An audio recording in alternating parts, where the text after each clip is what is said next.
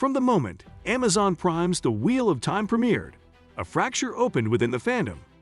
On one side were longtime book readers, guardians of Robert Jordan's legacy, fiercely loyal to the story they had reread, and lived with for decades.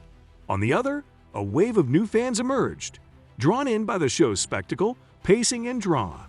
As each season unfolded, the divide widened. The question became louder: who was right? This is a look into the heart of that question, and the unspoken truth it hides: the legacy of the books. Book fans didn't just fall in love with The Wheel of Time, they gave their lives to it.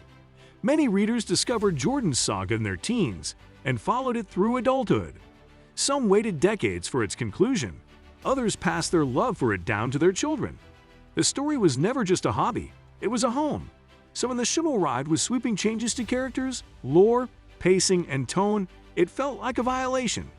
Not because book fans hated change, but because the adaptation seemed to ignore the soul of the source. Jordan's work is complex, nuanced, slow, and deeply philosophical. Book fans weren't asking for shot-for-shot replication, they were asking for respect. For many, the show's changes weren't about plot mechanics, but about meaning.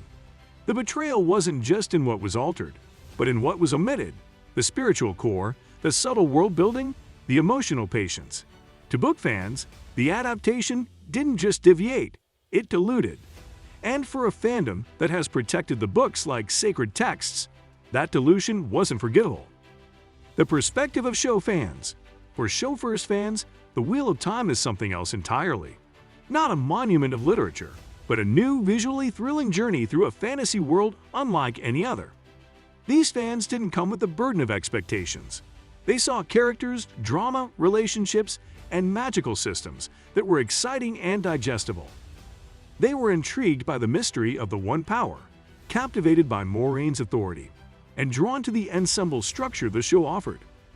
To them, book fans often seemed gatekeepy, overly nostalgic, or resistant to any evolution of the material.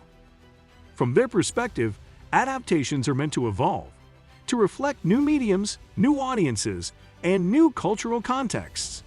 If the show cut out slower elements or restructured storylines, that wasn't a betrayal.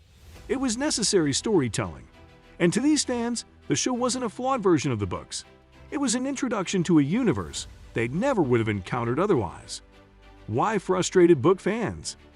Even book fans, if honest, can acknowledge that the Amazon adaptation had its strengths.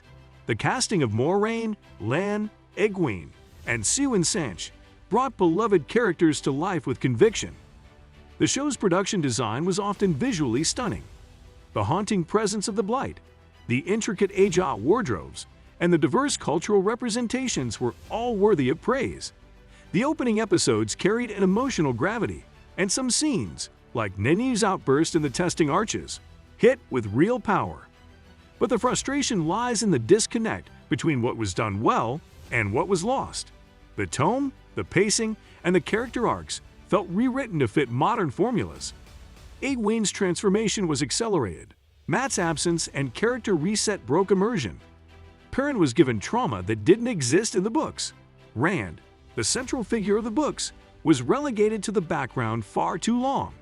So while new viewers may have appreciated the momentum, book readers watched a story they loved being restructured in ways that changed its meaning. Was either side right or not? The truth is, both groups are right, and both are wrong. Book fans are justified in feeling protective of Jordan's world. It was built with immense care, and it deserved the same care in adaptation. They are right to call out choices that flattened characters, altered core philosophies, or reduced complex arcs into digestible moments. But they're also wrong when their frustration turns into exclusion. When newcomers are mocked or dismissed for enjoying something they didn't know had been changed. Show fans are right to defend their own experience. They're allowed to love the adaptation, to be moved by scenes, and to find meaning even in a story that diverged from the original. But they're wrong if they dismiss criticism as toxic or assume that fidelity doesn't matter. Because in The Wheel of Time, fidelity to the pattern, to the past, is not nostalgia. It is spiritual. It is the very law that binds the world together. This fandom divide is not about one side being more real. It's about two groups looking at the same story from different places in the pattern. One has walked this road before and sees the signs that were changed.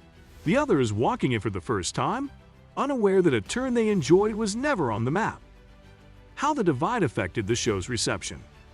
The split between book fans and show fans wasn't just an online squabble or a difference in taste.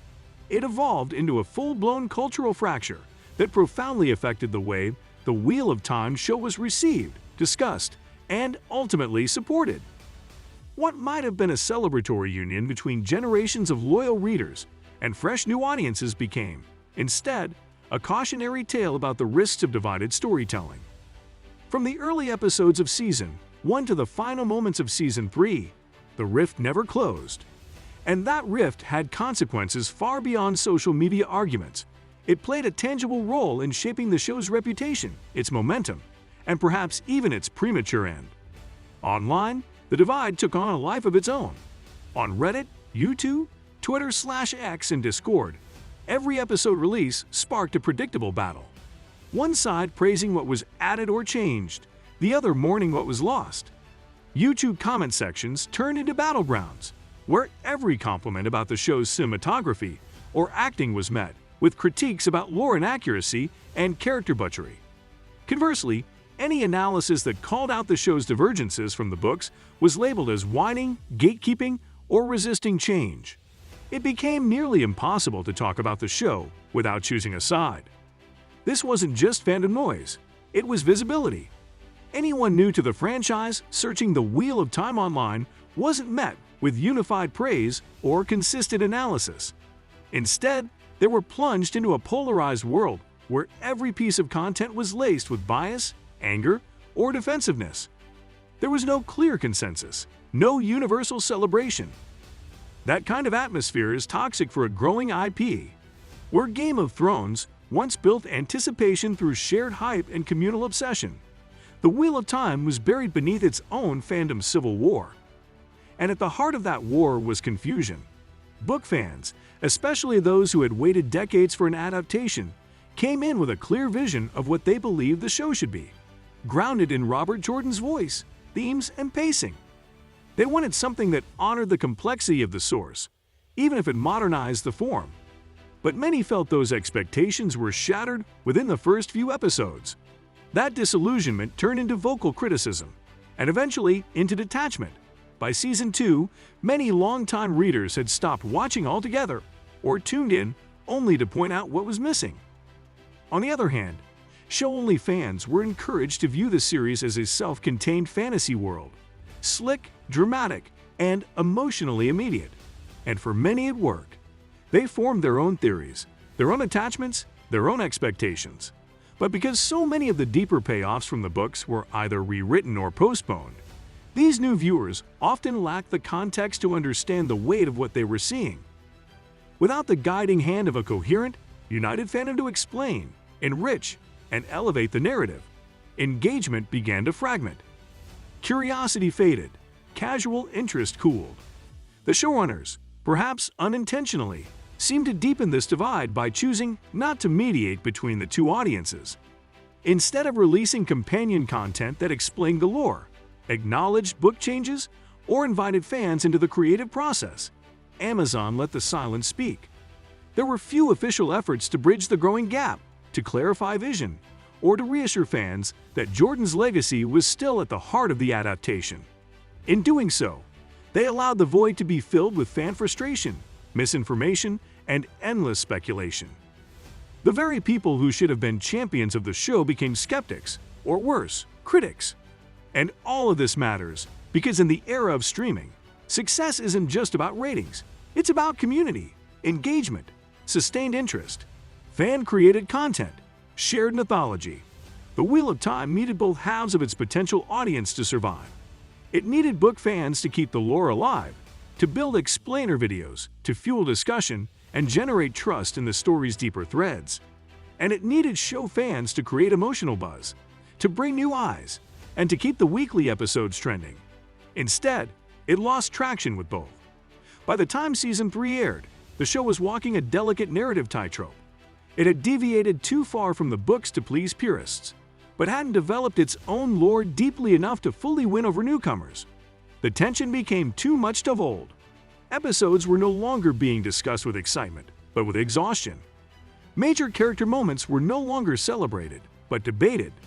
And when the cancellation finally came, it wasn't just the end of a series. It felt like the closing of a possibility that had once felt infinite. The fandom's divided voice didn't single-handedly cancel Wheel of Time, but it did play a part. In an industry where momentum, word of mouth, and unified cultural moments matter, a fractured audience means a fragile show. And so the wheel, once poised to turn in fire and glory, came to a jarring silent stop, not with a bang, but with a scattered chorus of fans who had never learned how to sing the same song. What book fans feared most? There's a common misconception that book fans resist all change, that they want every adaptation to mirror the page, word for word. But that's not the truth. What book fans feared most wasn't change, it was disconnection. They feared the loss of the soul of the story. They feared that the people in charge of telling the Wheel of Time didn't truly understand what made it more than a plot-driven fantasy. They feared that the characters they had grown with, the ones whose pains and triumphs shaped their own lives, would be rewritten not to grow, but to fit a format. Robert Jordan's work is slow because life is slow. People don't change in an episode. They evolve through failure, sacrifice, and introspection. Characters like Nynaeve didn't just become powerful overnight. She had to confront her fears, her temper, her grief. When a show reduces that journey to a handful of emotional beats, it's not just changing structure, it's stripping away meaning. And meaning is what book fans cling to, not minutiae. What they feared most was that Jordan's vision, his compassion, his balance, his patience, would be lost in the noise. And too often, it was. Identity versus integrity. In today's media landscape, every major adaptation seems to sit at the crossroads of identity politics and creative fidelity. This tension was present from day one in the Wheel of Time show. The diverse casting, gender dynamics, and modernized emotional arcs sparked discourse that often became toxic on both sides. But beneath that surface-level conflict is a deeper debate about what adaptations owe to their source material. For some fans, honoring identity means adapting a story in a way that reflects modern values, global audiences, and cultural inclusion. And The Wheel of Time, in many ways, attempted that with its global casting and thematic focus on female agency. But for others, integrity means preserving the author's vision as it was, including the philosophies, character arcs, and mythologies he embedded into the story. When these two forces clash, as they did here, both sides feel like they're fighting for the soul of the adaptation. This isn't a debate with easy answers. What matters is that both identity and integrity are important. What the Wheel of Time needed was balance, a thoughtful merging of the old and the new, the modern and the mythic. Instead, it often felt like the show tried to please one audience at the expense of the other, rather than weaving a new pattern strong enough to hold them both. Is reconciliation possible? The wounds between book fans and show fans feel deep, but they don't have to be permanent. The truth is, both sides love the same world. They're drawn to the same characters, the same themes, the same struggle between light and shadow. What's needed now is conversation, not condemnation. Book fans must understand that not every new viewer has read 14 books, and they shouldn't have to in order to appreciate the show. Show fans must understand that the depth of critique from book readers isn't just nitpicking, it's mourning. Reconciliation begins when both sides acknowledge that their perspectives are valid, that the show brought new life to a story that had long deserved attention, and that the books remain the wellspring, the source of everything. The fandom can heal when it chooses to build bridges, through fan content that educates rather than shames, through respectful debate, through shared love of the lore. The pattern is not meant to be uniform. It is woven from countless threads. A strong fandom is the same. It can hold many interpretations, many tones, many truths. As long as respect remains, so does hope. Why the Wheel of Time still belongs to everyone. Robert Jordan wrote a world that was immense but inclusive. From the Aiel Waste to the Ogier Steadings, from the White Tower to the Blight, The world was filled with cultures, dialects, faiths, and philosophies. It was a world where strength came in many forms, from channelers, yes, but also from farmers, blacksmiths, gleemen, and queens. He did not write a story for one kind of person. He wrote a story for humanity. That's why the Wheel of Time belongs to everyone. Not just longtime readers, not just show watchers, not just one demographic or another. Everyone can find themselves in its pages or on its screen, even if the adaptation fell short of its potential. The longing for light in dark times, the power of belief, the pain of duty, and the promise of rebirth. These are universal. The books are still here. The show, for all its flaws, opened a door for thousands who will now go seek them out.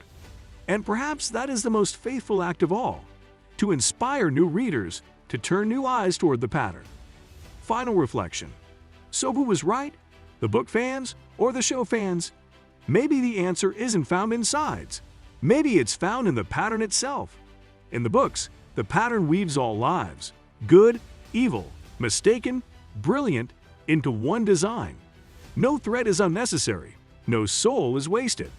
Perhaps fandom must learn to do the same. What matters now is not which side won. What matters is that the Wheel of Time still spins in the hearts of those who love it.